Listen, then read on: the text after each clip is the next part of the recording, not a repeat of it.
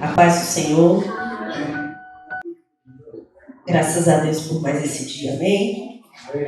Então, vamos abrir as nossas Bíblias em Daniel, capítulo 6.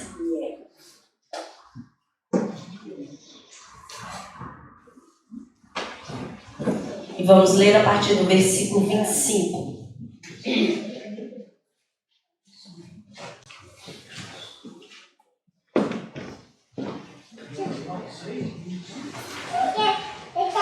Capítulo 6, a partir do versículo 25 até o versículo 27.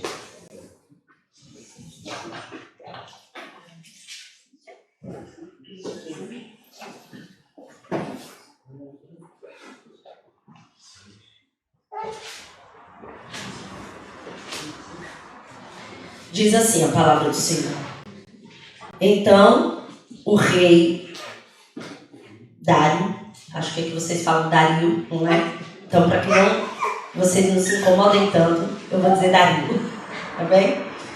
Então, diz assim a palavra do Senhor. Então, o rei Dario escreveu aos homens de todas as nações, povos e línguas de toda a terra, paz e prosperidade.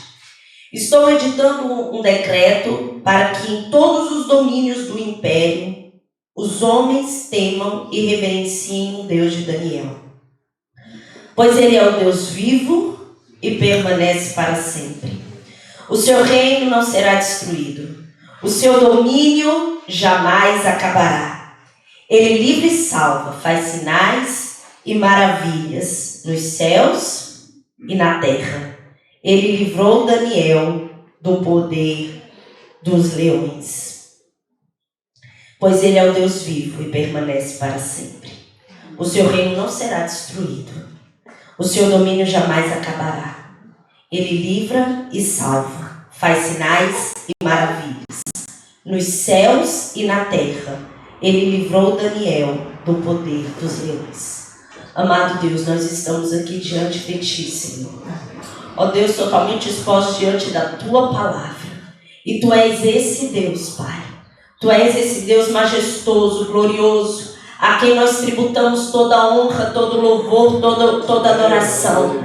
Tu és soberano, o domínio é Teu, o reino é Teu, Pai. E Tu reinas, Senhor, e reinará para todo sempre. Ó Deus, de fato, o Senhor é um Deus de sinais, de maravilhas, de prodígios, ó Deus. O Senhor opera nos céus, na terra. Nós não falamos de um Deus do passado, mas de um Deus que é e será eternamente. Porque o Senhor é Deus, ó Pai. E que o Senhor venha falar através da Tua palavra aos nossos corações, Senhor. Traga realmente sensibilidade para aquilo que o Senhor quer ministrar nessa tarde a nós, Pai. E a Ti nós entregamos, Senhor, toda a honra, todo o louvor, em nome de Jesus. Amém. Amém. Hoje, meus irmãos, diferentemente das outras vezes, eu quero começar do fim para o começo, não é? Nós estamos aqui diante de uma conclusão, estamos aqui diante de um edito, de um decreto. E esse edito, esse decreto, ele foi proferido pelo rei Dario depois de uma experiência que ele teve com Deus na perspectiva de Daniel. Ou seja, ele experimentou tudo isso daqui na vida de Daniel. E a primeira coisa que ele vai reconhecer é que o Deus de Daniel, como assim eles se referiam, era um Deus vivo. Ou seja, era um Deus que se distinguia dos demais deuses pagãos inseridos ali naquela cultura. E o próprio salmista também vai dizer: os ídolos deles são prata e ouro, obra das mãos dos homens. Tem boca, mas não falam. Tem olhos, mas não veem. Tem ouvidos, mas não ouvem. Nariz tem, mas não cheiram. Tem mãos, mas não apalpam. Tem pés, mas não andam. Nem som algum sai da sua garganta. Porque o nosso Deus, diferentemente desses outros deuses, Ele não é obra criada por homens, mas é diferente. Ele é o Criador de todas as coisas, inclusive de nós, os homens, o qual Ele soprou o fôlego de vida e nos fez seres viventes. Então, a primeira coisa que realmente aquele rei distingue o Deus de Daniel como um Deus vivo, cujo reino não será destruído, o domínio jamais será acabado, porque ele livra e salva. Ele faz sinais e maravilhas nos céus e na terra. E ele conclui com uma máxima, e essa máxima é: ele livrou Daniel do poder dos leões. Por quê? Naquela altura, no reino Medo-Persa, não tinha uma sentença de morte mais cruel do que a cova dos leões. A cova dos leões era essa máxima, era essa sentença realmente máxima de crueldade para se dar a qualquer pessoa. Era realmente ela ser lançada na cova dos leões. E meus amados, eu creio que se boa parte ou não todos conhecem muito bem os versículos que antecedem esse relato, esse decreto, esse edito. Os irmãos bem sabem da história de Daniel, porque Deus o livrou, não da cova dos leões, não é verdade? Mas o Senhor o livrou na cova dos leões. E nessa tarde eu quero olhar para os irmãos, para a vida de Daniel, não simplesmente para nós admirarmos e ter como um exemplo daquilo e da maneira como ele reagiu diante de tudo que ele passou, mas eu quero olhar para a vida de Daniel realmente com o objetivo de fazer um contraponto à nossa vida. É olhar para a vida dele e pensar: o que a minha vida tem testemunhado a respeito do Deus que eu sirvo? Deus está a ser exaltado a partir do meu testemunho? Aqueles que me veem e me escutam sabem bem do que eu fui livre? Sabem que sou alguém salvo? E a partir de alguns indícios ou algum comportamento ou de algumas questões, assim como os irmãos quiserem realmente entender, Daniel ele tem 3 comportamentos que são muito, muito decisivos para que nós respondamos talvez essas perguntas em relação às nossas vidas. E que eu quero nessa tarde refletir com os irmãos. Daniel, ele se distinguiu. Daniel, ele incomodou. E Daniel não parou. E pensarmos se de fato nós também somos alguém que nos distinguimos. Se somos alguém que incomodamos. E se somos alguém que não paramos. E para isso nós vamos ter que voltar ao início do relato desse fato, onde esse rei, o rei Dario, então, ele nomeia ali 120 assistentes, e sobre esses 120 assistentes ele coloca 3 supervisores, e Daniel era um desses supervisores, e o objetivo dele fazer tudo isso era para que ele não sofresse dano algum, perda alguma. Nem a nível de território, por causa das rebeliões que tinham, e muito menos nos seus impostos, porque ali havia corrupção. E nós estamos a ver aqui que Babilônia tinha caído, um novo império tinha se levantado, mas os homens que estavam no poder continuavam corruptos. E é nesse contexto que Daniel realmente se distinguiu. Por quê? Nós vemos que Daniel, desde quando foi levado exilado a Babilônia, isso ele foi muito jovenzinho, não é? Mas aqui nessa altura ele já tinha uma idade significativa, há quem diga mais de 80 anos, mas na casa dos 80, há quem afirme 90, sendo 80 ou 90 já tinha muita idade. A verdade é que ele nunca tinha se dobrado ou se contaminado ou se rendido à cultura pagã que ele estava inserido. Daniel, ele sempre se distinguiu desde o momento em que ele chegou à Babilônia e, creio eu, desde o momento em que ele então partiu para o Senhor.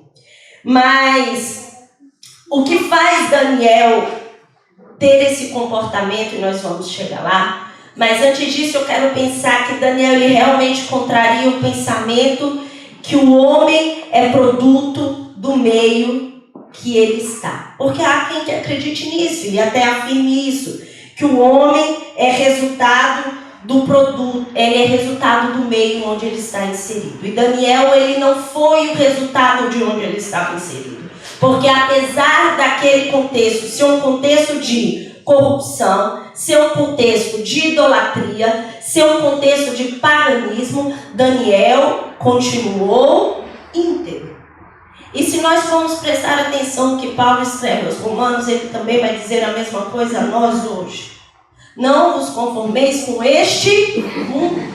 Não se amoldeis com este mundo. Não concorde com o sistema deste mundo. E o que Daniel fez foi justamente não se conformar, não se amoldar e realmente não ceder ao sistema de Babilônia e posteriormente também ao Império Medo-Persa. E como crentes, nós também não somos resultados, não somos o produto do meio que nós estamos inseridos, porque nós também estamos inseridos em corrupção. Nós também estamos inseridos em um sistema moral totalmente corrompido. Mas nós não somos o resultado disso. Nós somos o resultado, nós somos o reflexo de algo muito maior, que foi o sacrifício de Cristo na cruz do Calvário. E nós somos o resultado dessa obra feita de maneira perfeita na cruz. E nós não somos definidos pelo meio, mas nós somos definidos pela palavra do Senhor Jesus Cristo. Se nós formos a Mateus, Jesus dizendo aos seus discípulos e também a nós, ele vai dizer: vós sois o sal da terra. Se o sal for insípido, com que há de salgar? Para nada mais presta senão para se lançar fora e ser pisado pelos homens. Vós sois a luz do mundo. Não se pode esconder uma cidade edificada sobre um monte, nem se acende a candeia e se coloca debaixo do alqueire, mas no velador, e dá luz a todos que estão na casa. Assim resplandeça a vossa luz diante dos homens, para que vejam as vossas obras e glorifiquem o vosso Pai que estás nos céus. Meus amados, nós sabemos que o sal, ele tem muitas utilidades. E uma das utilidades do sal é realmente conservar aquele alimento para que ele não putrefique, se estrague. Ele cessa ali realmente esse processo de putrefação.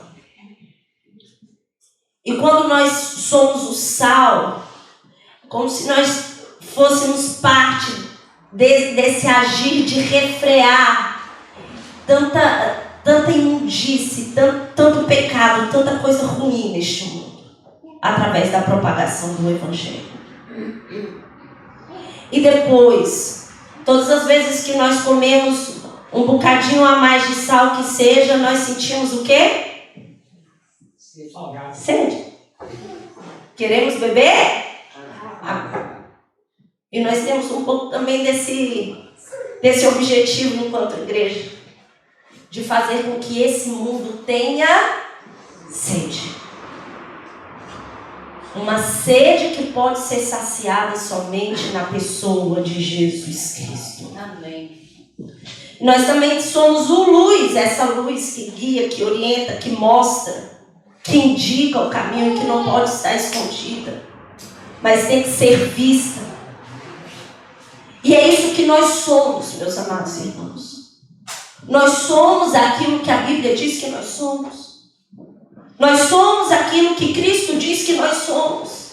E Ele não disse que nós seríamos o resultado da corrupção do meio que nós estamos inseridos. Mas Ele diz que nós somos o sal e a luz do mundo. E Daniel entendeu o propósito, e não só o propósito, mas realmente quem ele era, aonde ele estava. E é por isso que Daniel se distinguiu. Mas por causa disso, Daniel também incomodou.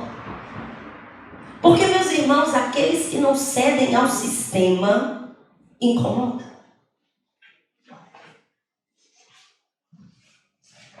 Se é para fazer errado e tem alguém ali a fazer certo, esse que faz o certo incomoda.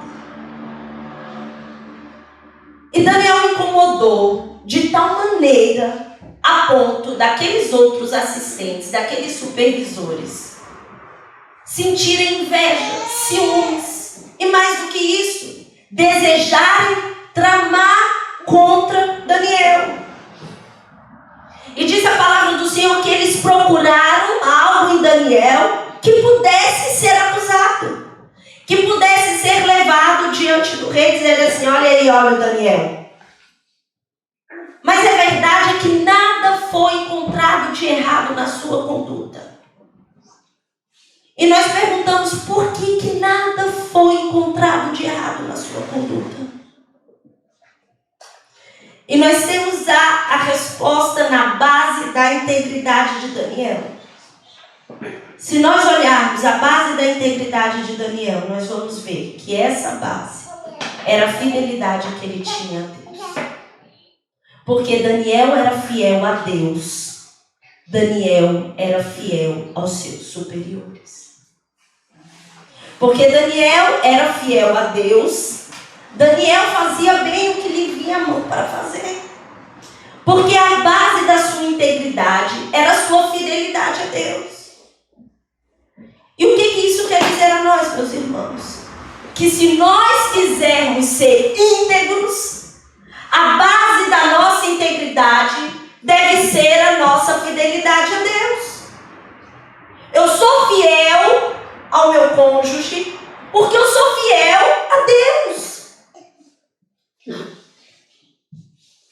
Eu sou fiel no meu trabalho, íntegro no meu trabalho, porque eu sou fiel a Deus.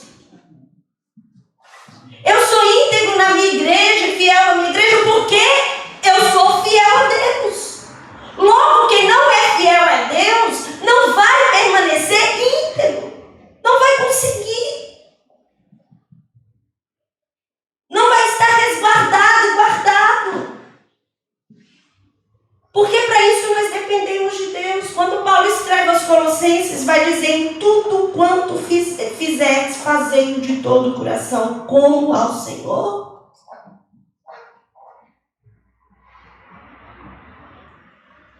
Tudo que nós fazemos, meus irmãos, nessa perspectiva, nós fazemos primeiro ao Senhor.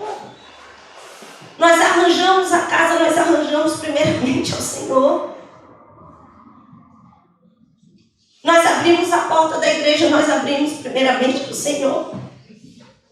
Nós tiramos um café, nós tiramos como se fosse o Senhor.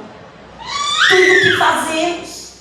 Em Eclesiastes nós lemos: tudo quanto te vier à mão para fazer, faz-o de faz-o conforme as tuas forças, porque na sepultura, para onde tu vais, não há obra, nem indústria, nem ciência, nem sabedoria, nem coisa alguma.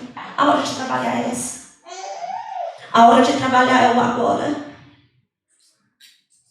Agora é o momento de incomodarmos nesse sentido de realmente mostrarmos que a base de toda a nossa integridade está na nossa fidelidade a Deus.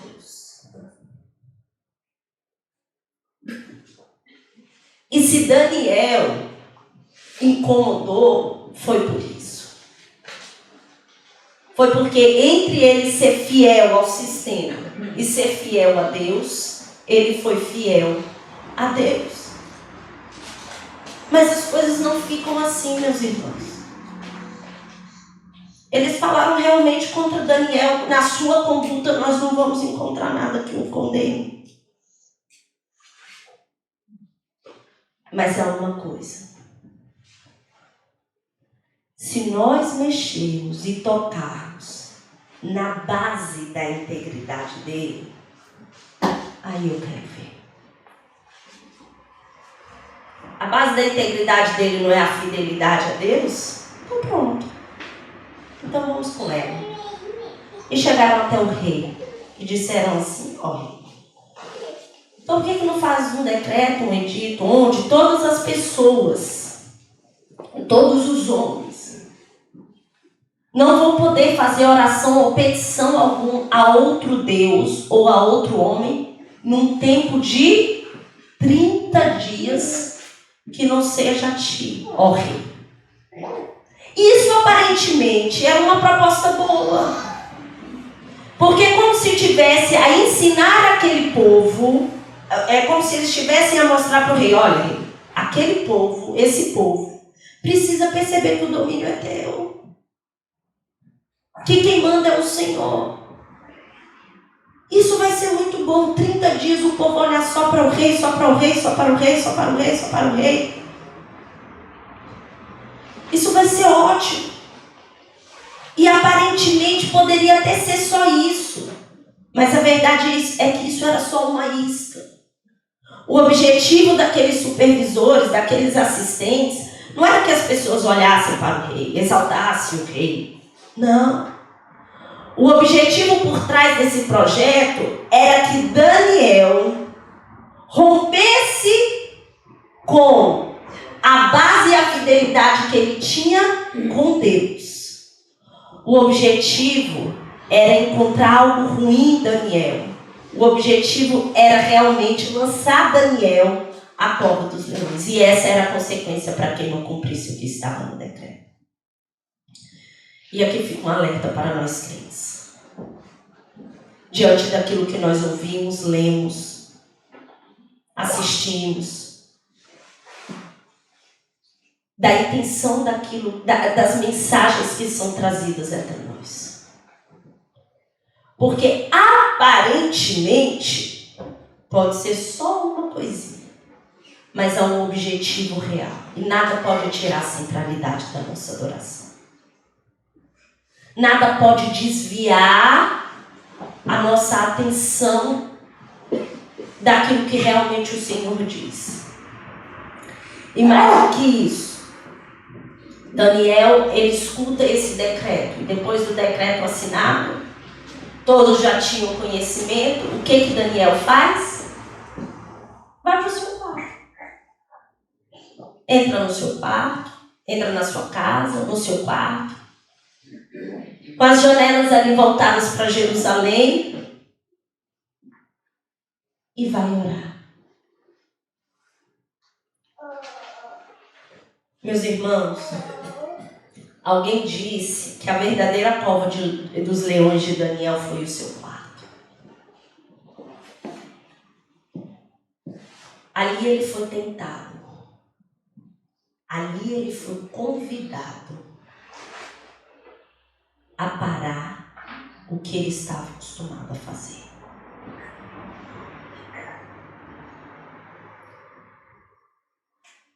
Mas diante das notícias ele foi orar. E eu não sei o que os amados irmãos fazem diante das notícias que vocês recebem. Quando as notícias chegam à nossa porta, o que nós fazemos? Sejam boas ou sejam más. Como nós reagimos a elas? Daniel vai para o seu quarto e vai orar. E dentro disso, eu quero pelo menos destacar algumas coisas, alguns aspectos da oração de Daniel. Primeiro, era uma oração regada de fé. Daniel confiava extremamente no Senhor, no seu Deus. Daniel não orava olhando o problema, as circunstâncias, valorizando a cova. Aí me cai. Hoje eu tenho um ajudante aqui para pregar.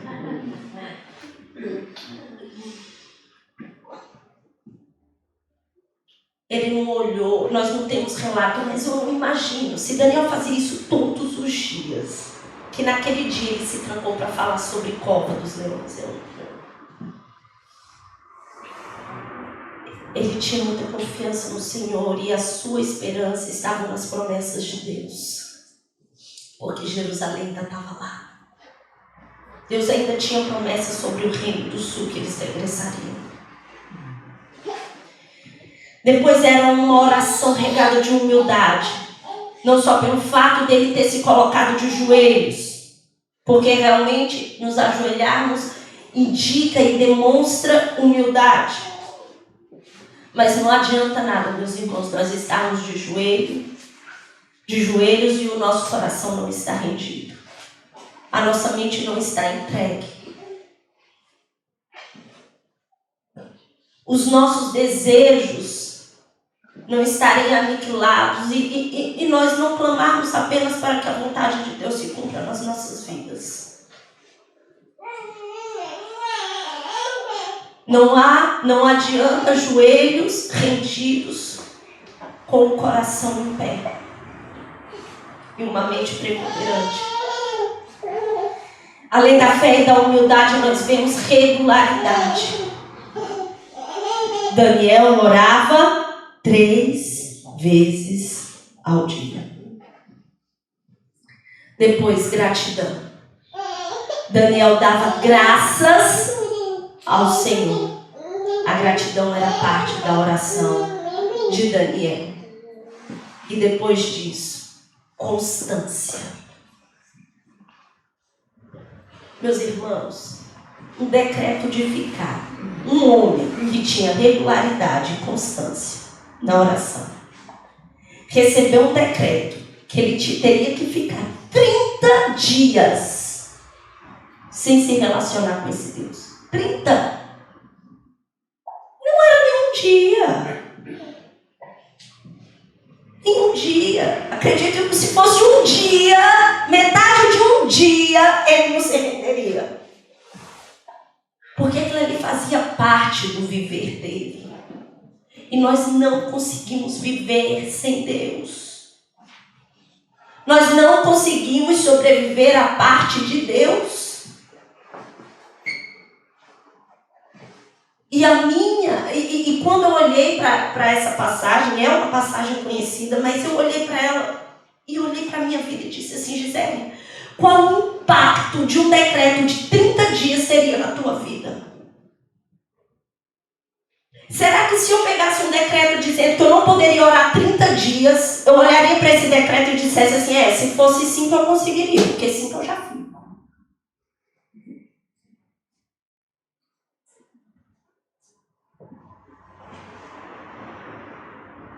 Não, 10 também, acho que 10 eu aguento.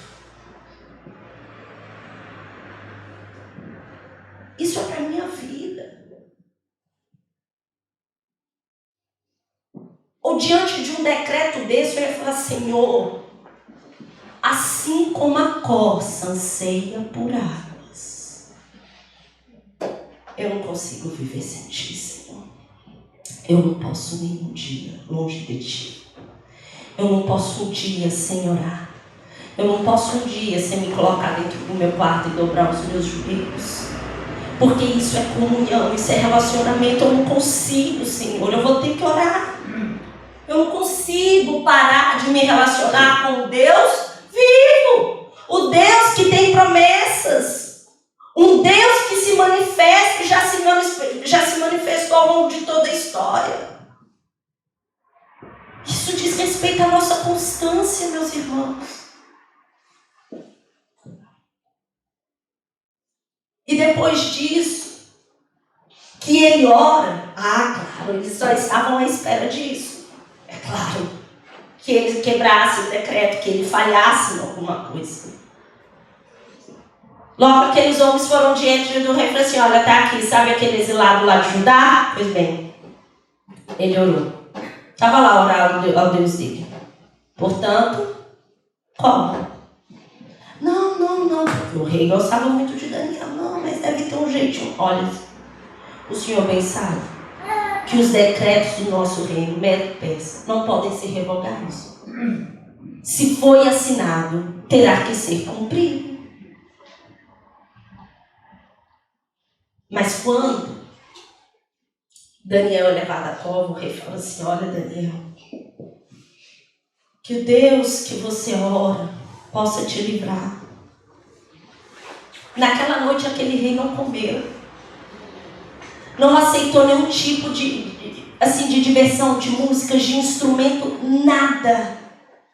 Ele tinha sua alma angustiada, porque dentro do senso dele de justiça, Daniel também não poderia estar ali. E quando o dia mal amanhece, logo no alvorecer, diz que o rei se levantou e correu e foi direto aonde? Até a cova dos leões. E lá ele chama por Daniel e diz que a sua voz conseguia transmitir toda a angústia, toda a tristeza que aquele rei estava, até receber notícias de Daniel.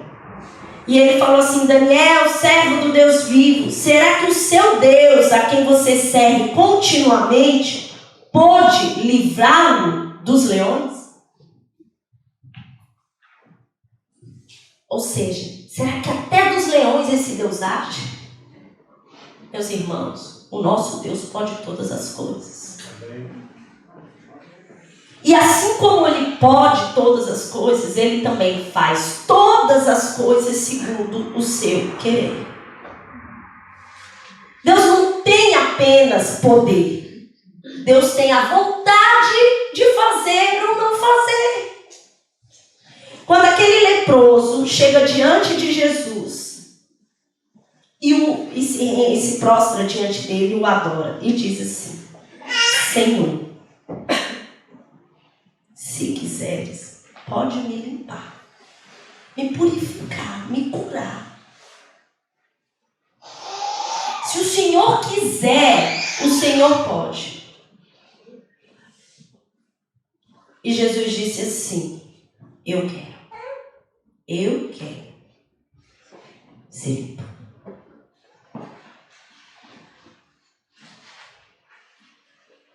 Então o nosso Deus tem todo o poder, meus irmãos. Mas esse Ele quer, e Ele quis livrar Daniel. Daniel respondeu: ó rei, vive para sempre. Eram as saudações aos reis. O meu Deus enviou o seu anjo, que fechou a boca dos leões. Eles não me fizeram mal algum, pois fui considerado inocente à vista de Deus. Também contra ti não cometi mal algum, ó rei.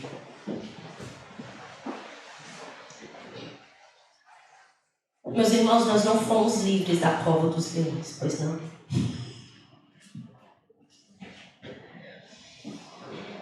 Mas fomos livres de algo muito pior, da condenação eterna, do poder do pecado sobre as nossas vidas. E isso tudo aconteceu por meio do sacrifício de Jesus. E nós também podemos dizer as mesmas palavras: Ele livra e salva, faz sinais e maravilhas nos céus e na terra. Ele livrou a mim, livrou a ti do poder das trevas e nos transportou para o reino do Filho do seu amor. Que nessa tarde, meus irmãos, nós possamos nos distinguir, possamos ser um encontro, e que nós não paremos. Porque tudo que aquele povo tentou, aqueles assistentes tentaram, e supervisores, foi parar Daniel. Fazer com que Daniel parasse de orar.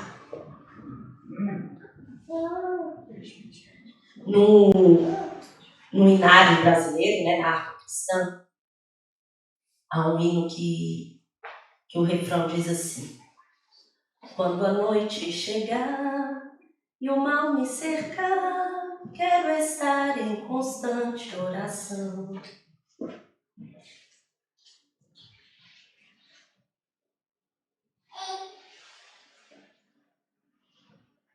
Venha o que vier, não vamos parar. Seja enfermidade, não vamos parar de orar. Seja angústia, não vamos parar de orar. Seja luta, não vamos parar de orar. Mas que nós estejamos em constante oração. E eu termino aqui com as palavras de Paulo aos Coríntios. Onde está a morte, a sua vitória? Onde está a morte, o seu aguilhão? O aguilhão da morte é o pecado. E nós fomos livres. E a força do pecado é a lei. Mas graças a Deus que nos dá a vitória por meio do nosso Senhor Jesus Cristo. Que o Senhor nos abençoe.